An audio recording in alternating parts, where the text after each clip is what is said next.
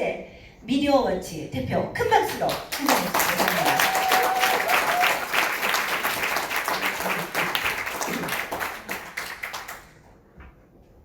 예, 안녕하십니까. 저는 오늘 이 축사라기보다는요, 처음 이제 요청받은 내용 자체가 포토라인 체험담입니다. 그래서 그 체험담을 제가 이제 말씀드리러 나오게 된 거고, 제가 지금 1년간 감옥 생활하다가 이제 나온 지 한 달이 됐는데, 아직도 체력 회복이 안 됐어요. 이게 독방에 있다 보니까 운동량이 부족해가지고, 원래 그 산 타는 걸 좋아하는데 그 간단한 강화도 만이산 정상도 못 갈 정도로 지금 근력이 많이 떨어져 있어서 정상적으로 이렇게 활동을 못 하는데, 오늘 이제 하다 보니까 이게 오늘 이게 4번째 스케줄인데 이제 이런 식으로 제가 활동한 적이 없어요 최근에. 그래서 아주 지금 이 체력이 지금 방전된 상태입니다. 요것만 말씀드리고 잘 들어가서 쉬어야 될 것 같습니다. 그래서 양해를 좀 해주시기 바랍니다. 저도 포토라인은 처음 서봤죠. 처음 서보고 저는 또 보도를 받는 자이자 또 보도를 하는 자 겹쳐있기 때문에 양쪽에서 제가 좀 더 문제를 좀 들여다볼 수가 있습니다. 저는 개인적으로는 포토라인은 별 문제 없다고 생각을 했습니다. 왜냐하면 얼마든지 이 기자들이 한 7, 80명 정도, 제가 갈 때 한 7, 80명 정도 있었던 것 같은데, 자, 범죄로 낙인 찍는다? 아니, 기자들 앞에서 당당하게 나는 이거 이래서 난 정당하다고 얘기하면 되는 거 아닌가. 왜 포토라인에 세운다는 것은 대부분 공인이니까 세우지 일반인 세우는 건 아니잖아요. 그런데 대부분 이제 포토라인 세우는 사람들은 검찰에서 말씀드리겠습니다. 검찰 조사에 성실히 응하겠습니다. 이러니까 이게 인권 침해를 당하는 거지. 난 아니다. 이건 처음부터 검찰의 덮어쓰기다. 이런 식으로 치고 나가면 괜찮은 거 아닌가. 저는 그런 생각을 했었고요.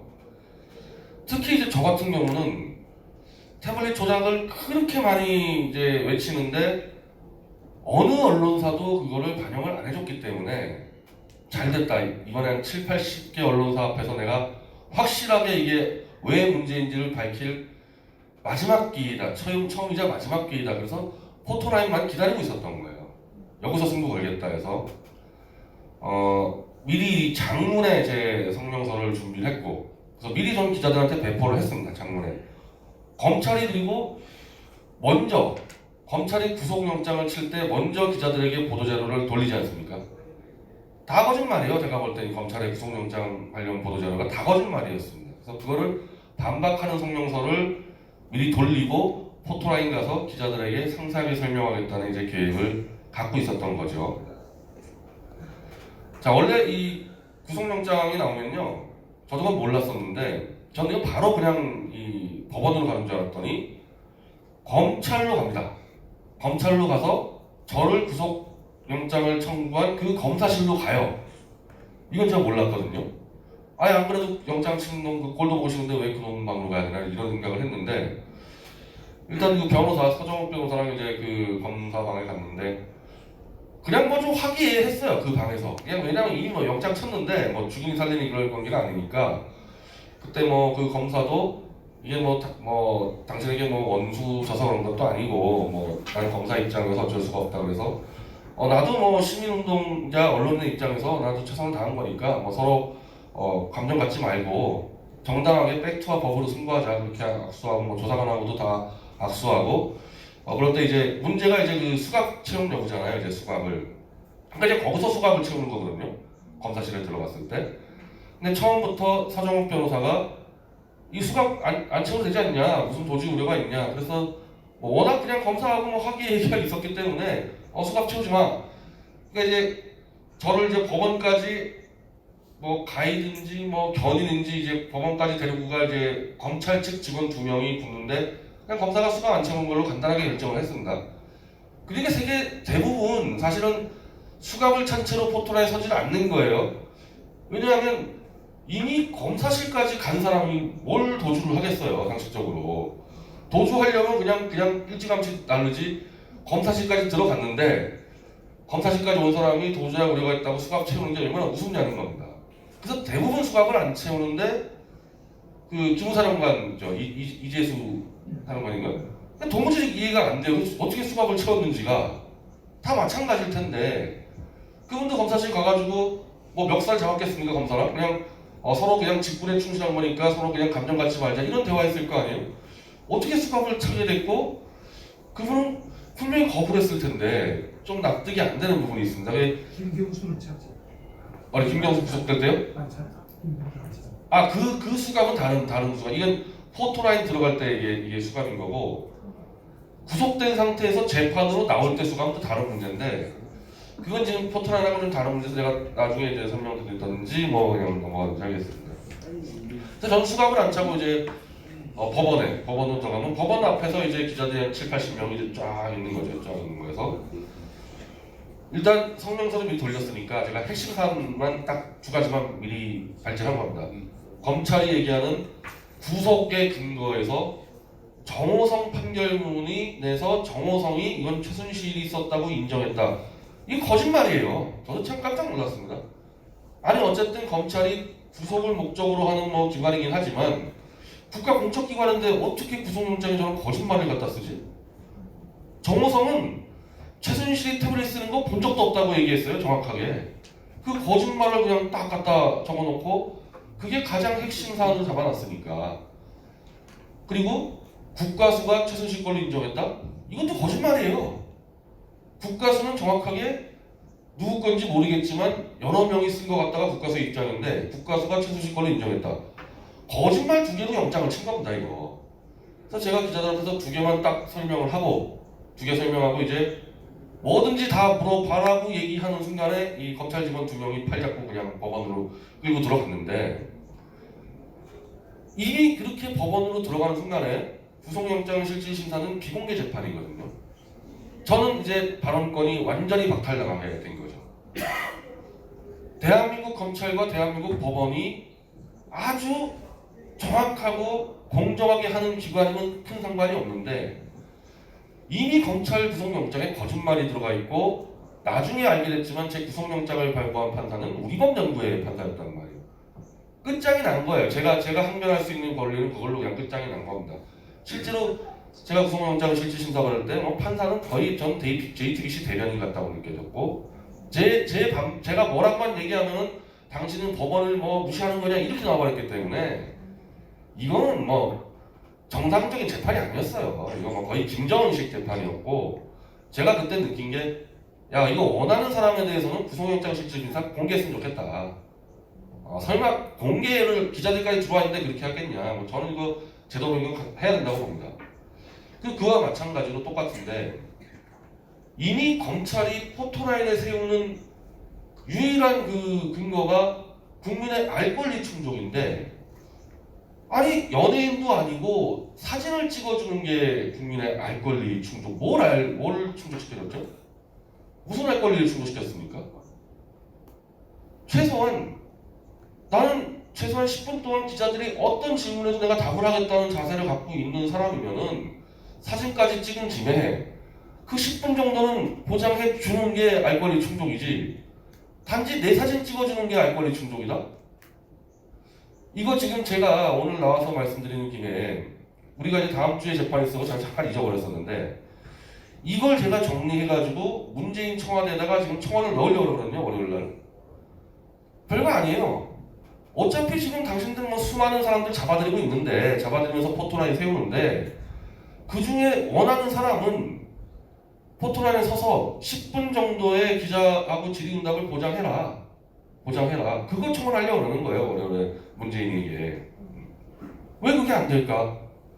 이해가 안 되는 게 있고 솔직히 얘기해서 그런 정도의 항변권을 제가 보장받았으면요 저 구속 못 시켰어요.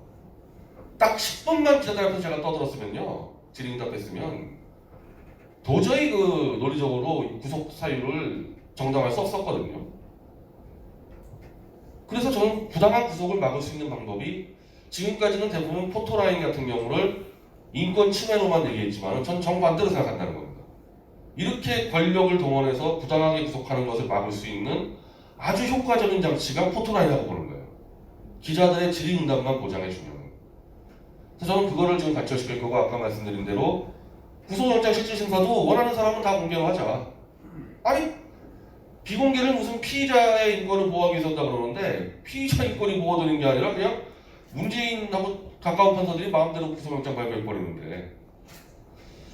자, 그래서 이걸 제가 월요일날 청와대가 정식으로 제가 접수를 하려고 합니다. 청와대에다가. 그래서 20만 명 그 클릭을 좀 눌러주세요. 문재인이가 무슨 답변을 들어보겠습니다. 그 이제 이 포토라인은 요 정도고 아까 그 지금 박인환 대표님이 얘기하신 이제 수감 문제 제가 잠깐 설명드리고 끝내겠습니다. 이 서울구치소로 들어오면은 법원으로 이제 가는 것을 출정 간다고 표현합니다. 법원에 출정 간다고 표현하는데 출정 가기 전에 모든 이 수용자들은 그 한 사무실에 들려서 수갑을 찹니다. 수갑을 차요.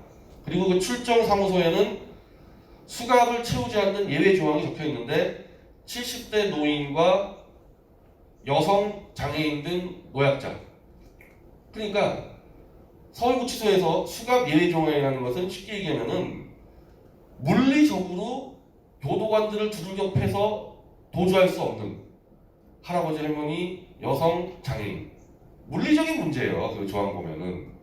저는 텍스트 언론을 했기 때문에 그냥 문자가 있으면 그냥 본능적으로 보고 외우는 버릇이 되어 있기 때문에 바로 그 문구를 봤죠. 문구를 보고 만약에 나한테 해당 사항이 있었으면 제가 당연히 나도 수갑 안 차겠다는 의견을 냈을 거 아닙니까? 근데 딱 보니까 70대 이상도 아니고 여성도 아니고 장애인도 아니고 나하고 상관이 없네. 그래서 저는 그냥 수갑을 계속 찼던 거고 제가 처음 수갑 찰 때 그 서울구치소도요. 그 교도관들 중에서 태극기 집회 나온 사람들이 많이 있어요. 그래서 잘해줘요. 그래서 저 첫 수갑 채우는 분도 그렇게 얘기하시는데 이 수갑 차는 거 어차피 도주도 안 하실 분인데 기분 나쁘시지 않냐 그래서 아니 뭐 저기 다 수갑 차는데 뭐 나 혼자 차면 기분 나쁘겠지만은 저기 할아버님도 차시고 다 차는데 뭐가 기분 나쁘냐. 전혀 기분 나쁘지 않았어요. 똑같이 찼기 때문에. 나중에 알고 보니까 70세 이상 노인으로 분류됐던 남재준 원장, 이병호 원장 그리고 저 이병기 원장도 다 수갑을 찼단 말이에요. 이 뒤에 포송지만 면제해줬고 그러니까 제가 알기로는 제가 나중에 이걸 다 조사했거든요. 내가 만나는 사람마다 다 조사했습니다.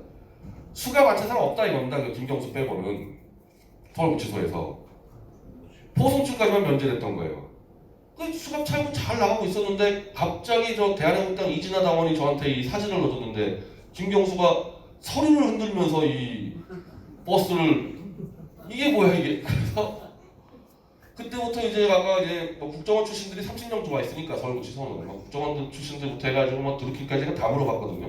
수갑 안 찬 거 본 적 있냐? 다 찼다. 모든 경우 다 찼다 이거.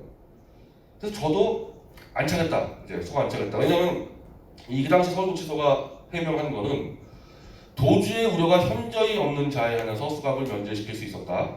이렇게 얘기를 했습니다. 뭐 박 대통령 팔면서 그 조항 없었어요. 분명히 출정사무소에 없었기 때문에. 자 그리고 나도 도주의 우려가 없다. 왜 김경수만 도주의 우려가 없냐. 나도 안 차겠다. 근데 면담을 안 잡아주는 겁니다. 면담을 안 잡아줘가지고 재판 날짜 다가오는데 저는 2심은 6개월간 구속 만기예요. 6개월 뒤면 그냥 풀어줘야 되는데 2심의 첫 재판을 4개월 뒤에 시작했습니다.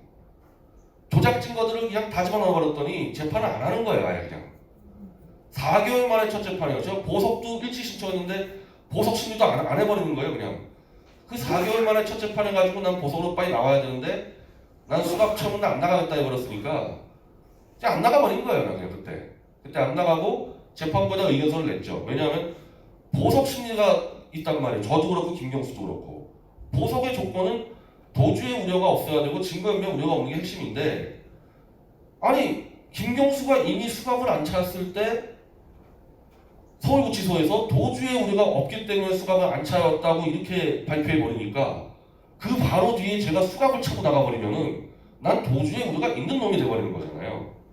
그럼 보석 조건에서 서울구치소가 개입한 게 되니까 난 나갈 수가 없다 해서 그 의견서를 재판부에 냈고 우리 변호사가 재판부한테 읽었을 때 판사들도 납득을 했다는 거예요. 말도 안 되는 얘기잖아요. 왜 구치소가 이 보석 조건에 개입하게 되냐.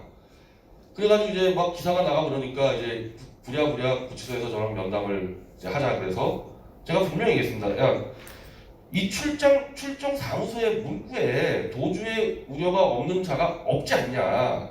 너희들이 왜 언론에다가 거짓말하냐 했던 이 조항을 보여주는데 조항에 이제 현재의 도주의 우려가 없는 자가 있어요. 그래서 그럼 왜 출정사무소에 그걸 안 닿냐? 그게 있었으면 내가 신청하지 않았겠냐?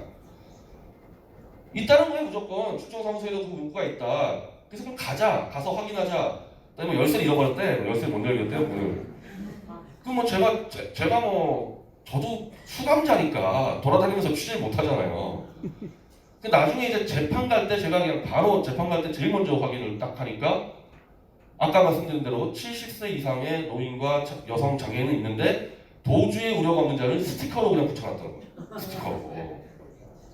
이거 지금 그 서울구치소가 언론에 한 거 다 거짓말입니다. 그거. 그런 적 없었어요. 없었는데 그냥 정권의 채찍금 풀어주다 보니까 할 말이 없으니까 거짓말하다 저한테 걸렸으니까 스티커로 붙여놔버렸어요. 그거를. 그래서 제가 국가인권위에다가 집어넣거든요. 이거는 평등권 침해입니다. 평등권 침해예요. 똑같은 죄수인데 왜 어떤 놈은 수갑 안 차고 나는 수갑 차냐. 서울 국가인권위가 조사를 안 해요. 이 부분 대해서. 이건 빼도 박도 못하는 평등권 침해거든요. 조사 안 하고 있어요. 국가인권위가. 그래서 돈이 없다. 그래서 이거 서울구치소에 내가 1억을 소송하겠다. 1억 소송하겠다고 이제 해놓고 아마 소송할 겁니다. 내가 다음 달에다가. 그래서 이 문제까지. 아까 말씀드린 대로 포토라인 때 들어갈 때 수강 문제 그리고 이 환경권 문제. 저는 초상권보다 뭐 제가 법률 전문가가 아니어서 어떤 용어인지 모르겠지만은 구속이 돼버리면 이 사람은 더 이상 공개적으로 어떤 주장도 못하게 됐습니다. 재판을 하더라도요. 변호사가 주로 얘기하지 내가 얘기할 게 별로 없어요. 마지막 환경권. 나는 구속이 될 이유가 없다. 검찰이 저건 잘못한 거라고 할 수 있는 환경권을 포토라인에서 보장해달라. 제 의견 이렇고 이 의견을 청와대에 월요일날 제출을 할 겁니다. 그래서 이런 의견까지 포함을 하셔가지고 이 초상권 관련해서 이제 아마 언론 보도에서 여러 가지가 있을 텐데 이 책을 한번 읽어보시고 제가 이 말씀드린 포토라인 체험담하고 비교해서 한번 판단해 보시기 바랍니다. 제 말씀 여기서 마치겠습니다.